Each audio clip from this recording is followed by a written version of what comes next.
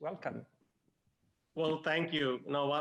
Thanks to the Everest team for a great research, and I can understand the points, and there were a few things which were a surprise, but a pleasant surprise. So I love optimistic stuff. So that's great. Let me just focus on a few slides because some of the my our personal messages are based on those slides. So when you look at slide number 8, it talks about what's important to clients. And it is surprising to see, but not very, very understandable, that operational efficiency is number one. Fine.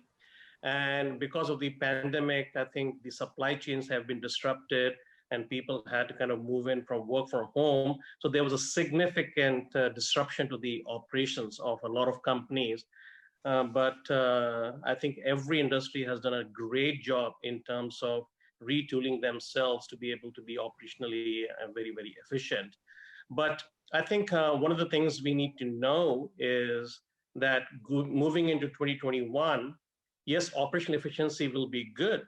But if we are thinking of a great vacation and no seats available in the second half, we should also know that it is probably very important and people will take care of it in the first half of next year.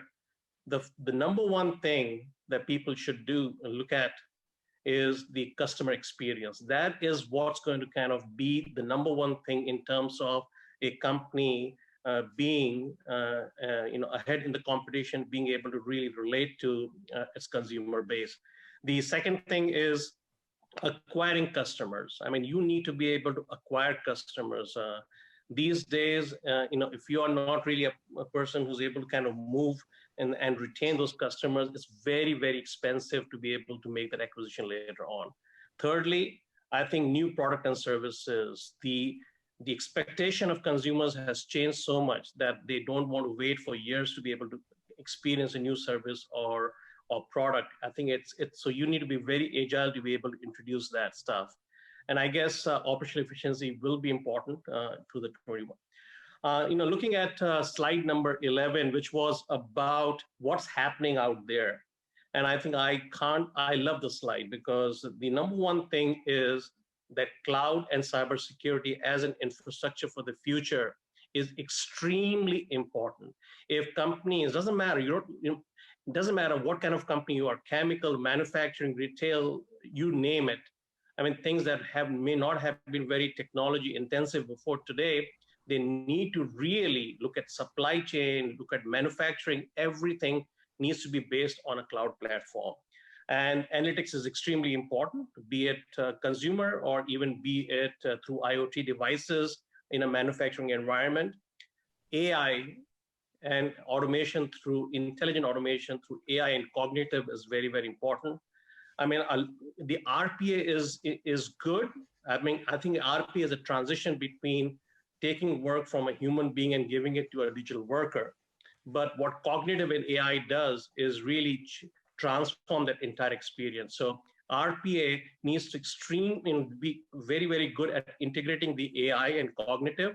But also, I question the fact that RPA's relevance in 2 to 3 years' time, basically.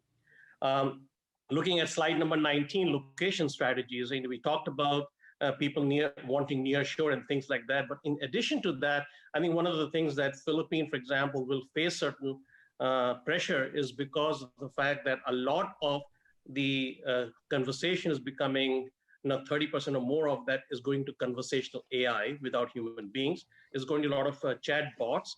And there is a lot of technology that is also happening, which will aid the agent in terms of being much more starter with screens coming up, popping up, getting autofill and so on and so forth, which reduces the work significantly. So I see a 50% reduction in doing the same work through some of these AI technologies. And lastly, on the slide 23, I know the operating margins of companies have been good, except for my alma mater, Accenture. And I think there also, if you look at the Accenture's outsourcing revenue, it's been great like everyone else. It's just the consulting stuff which has really caused the operating margins to go low. But in my experience, throughout the entire last 20 years of this thing, it takes about 9 months for certain things to show up. Clients, when they got hit with the COVID, would have gone to a lot of these consulting companies saying, what should we do to transform? And I think you'll see the impact of it in the first quarter of next year. I think lastly, just to close it off, our personal belief is that the digitization, this entire digital transformation is in three parts. Number one, reimagine the consumer experience. So companies that reimagine the consumer experience are going to be successful. Number two, bring in innovation. This is where even the biggest of companies are bringing in innovation from startups. There's nothing wrong about it. That's the only way you can bring in innovation. Big companies are not going to be the one to bring in innovation. Number three is implement through intelligent automation. And when I say that, through AI solution. RPA is a part of it, but AI solution is probably going to be the 80% of the intelligent automation stuff.